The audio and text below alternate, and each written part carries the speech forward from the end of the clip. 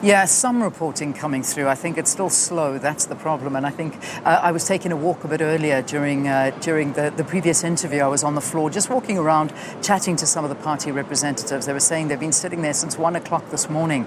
And since 1 o'clock this morning, they haven't really seen the voting moving at all. So they're hoping that there'll be a lot of votes coming in now and an increase in that. They suspect that people are sleeping, that they are exhausted and just are resting at this point, and then hoping that they'll start seeing more results come through. So they're quite muted here at the results center in Tshwane as I look behind me and just see some of the political parties that are present. I mean, the tables are empty, but I can see the Freedom Front Plus. They've been the ones that I was chatting to, just finding out how they're feeling in terms of these elections and how they've kind of they're satisfied. They're pretty satisfied with what they're getting, and so they should be. But you know, as they are saying, they're waiting anxiously for this voting to resume. I beg your pardon, the counting to resume, because it is at a bit of a dead standstill. So we'll go to the floor a bit later when we start seeing more of the parties actually coming in. So we talk about going to the Eastern Cape now, and one of the interesting things that we look at, and we as the SABC along with ICASA have got these predictions that we're going, and we're also looking at different interesting facts coming out of these elections. And one of the interesting things that has emerged is in the Gqeberha townships, and you know, this is basically Motherwell, KwaNobuhle, New Brighton, and KwaZakele. These are the areas that we're talking about right now. They once were dominated by the ANC when we look at the 2011 and the 2016 local government elections, but the ANC has to hold off potential threats now by the DA, and that's what the theme is coming through in the areas now. So if I just break it down to the turnout of these elections, so it actually looks like, compared to 2016, the turnout for the voting in the Gqeberha townships is higher, and that is a theme that we haven't. No, I beg your pardon, it is lower. It was 390,000 in 2016. It's now sitting at 369,000 as the numbers are coming in now. So it's down about 5.3%. So it was a 60% turnout compared to a 44% turnout now. But let me just look at the results that we're talking about here, because this is quite interesting to look at. So in 2016, the ANC held 57% of the vote, and now, in comparison, the projection is they may get 61% of the vote. The DA got 27 in 2016, and now they're predicting 21.7 in these results as well. So that's a bit of a substantial drop. The EFF, 7.1% in 2016, and a prediction now of 7.8%. So those are the dynamics at play in Gqeberha, and we'll see exactly, though, on the ground there. Lerato Fekisi is following this. She has been reporting from there all along. So, Lerato, I'm just giving you some of the projections that we're getting here and some of the interesting dimensions of the election. But you're there, you're chatting to people on the ground. What's it like in the Eastern Cape and in Gqeberha particularly? A very good morning to you, Lee. And I think what was interesting that you also spoke to earlier on was issue of strong ANC wards that now have been in the hands of the DA. Yesterday, Leanne, we drove through an area called Mission Vale, which for a long time historically has been a stronghold of the ANC, and we saw people there wearing DA t-shirts, prematurely celebrating, but really adamant that they have won the specific ward, which would be a huge stumbling block for the ANC, because in the specific area, Leanne, you find predominantly black and coloured people who for a long time have been staunch ANC supporters, but when we talked to them on the ground, they were saying that because of failed promises, they have now voted for another party, and they believe that this specific party, the DA, will bring change. I was speaking to Joleen Steyn-Kotze, who I'm going to bring into my interview right now, and she was just speaking that the large ANC strongholds like Motherwell and other townships have already been captured, and equally so the DA wards are also being captured.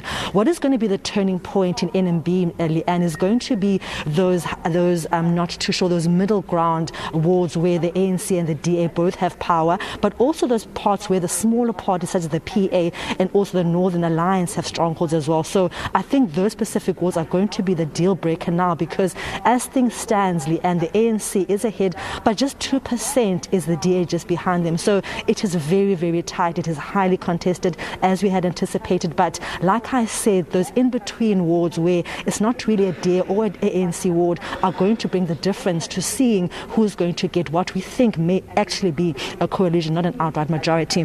Joleen was speaking earlier on, and you were just saying that the majority wards of the ANC and the DA have been captured already, but those in-between wards where we see the Northern Alliance or the PA emerging, or even AIM emerging, will be the critical factor in this election. No, I definitely think there are a number of ward swings. You know, we noted, for example, as of this morning, that some of the DA strongholds have been captured, and of course the DA emerged as a majority there. Some of the ANC strongholds have been captured, and of course the ANC emerged as a majority there. And then there's the critical area of the northern area, so to speak, and I think that is always the tricky part for both major political parties. Because traditionally, if you look at previous elections, the northern areas tends to kind of vacillate between the two political parties. I think another critical area for both political parties, specifically in those, let's say, swing areas, would be the question of voter turnout, because ultimately I think this election has been an election of people essentially voting with their feet and rather staying away from the polls. Just speaking about the northern areas, another party that was quite dominant in the northern areas was the Patriot Alliance. But one could say that the failure of their leader last year in terms of his instability, at one time he's with the UDM, at the one time he's with the DA, at the one time he wants a mayoral candidate seat, perhaps led to the decline we see currently. They're currently third last in the metro, and before they were like quite a strong party in the northern areas. I think, when you start looking at, for example, the behavior of the Patriotic Alliance, it was really, I think, more about personal interest as opposed to acting in the public good or the common good. So, wanting to get that politically prestigious position. I think for me, a narrative that was missing really in the campaigning of all political parties is one of that politics of collaboration. We realize that we might be ideologically different, but we do realize there is a possibility we may need to work together. What partnerships are we going to create? What is our developmental priorities? And have that conversation with the electorate. And for me, that was largely missing. Spot on, Joleen. I think we're speaking earlier on about the fact that a large issue behind the coalition failing was perhaps, I could say, the arrogance of the DA, where they went in saying it's a DA-led coalition, you guys will listen to us. And when we spoke to parties even this year in the coalition, they said the reason perhaps why they turned away from the DA is because there was this narrative that it's a DA-led coalition, and so you've got to bow down to what we say. And then we saw the breakdown of the DA coalition because of such arrogance. No, generally speaking, I think that is part of the reasons we had this mass political instability that, of course, translated into severe administrative instability. I think looking at the metro, not just this metro in particular, but other metros, you need to start moving more towards partnerships, working relationships, stakeholder engagement, and that includes changing your narrative on how you engage with those you need to work with. We also did see, although we did see some ANC wards go to the DA, we've also seen some DA wards go to the ANC. Do you think that this is a sign of people saying they want the ANC back in power? And should they come back in power, whether it's a coalition or out of majority, what would they need to change? We saw a lot of instability within the ANC this year, the PE saying one thing, the RSC saying one thing, and no real face, I would say, we saw pretty much in the ANC this year, where people are saying, who do you identify as the ANC? Who's the face of this party in this metro?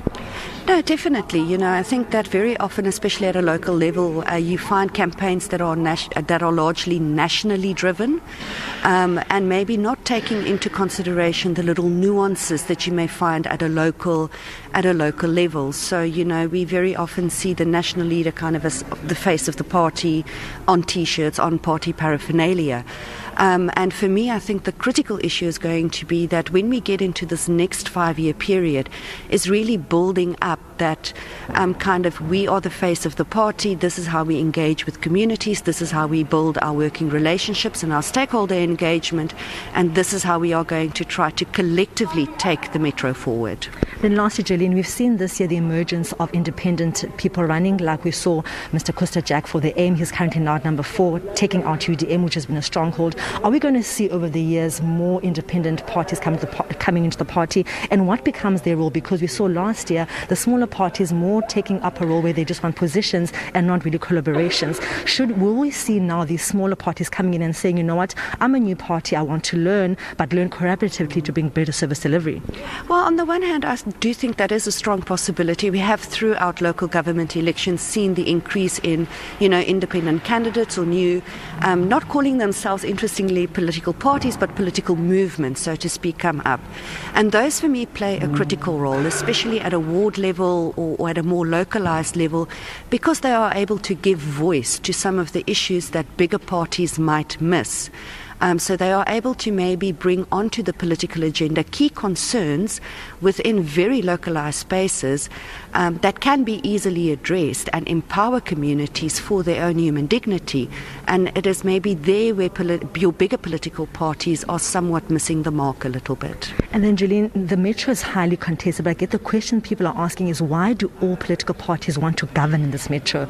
I know economically we are the hub of the Eastern Cape. We've got a good oceans economy. We've got a good manufacturing sector going on, automotive sector as well. But why do you think political parties are so keen to get their foot into this metro? Well, I think there's a bit of symbolism attached to the Nelson Mandela Bay municipality. We have to remember we are in the Eastern Cape.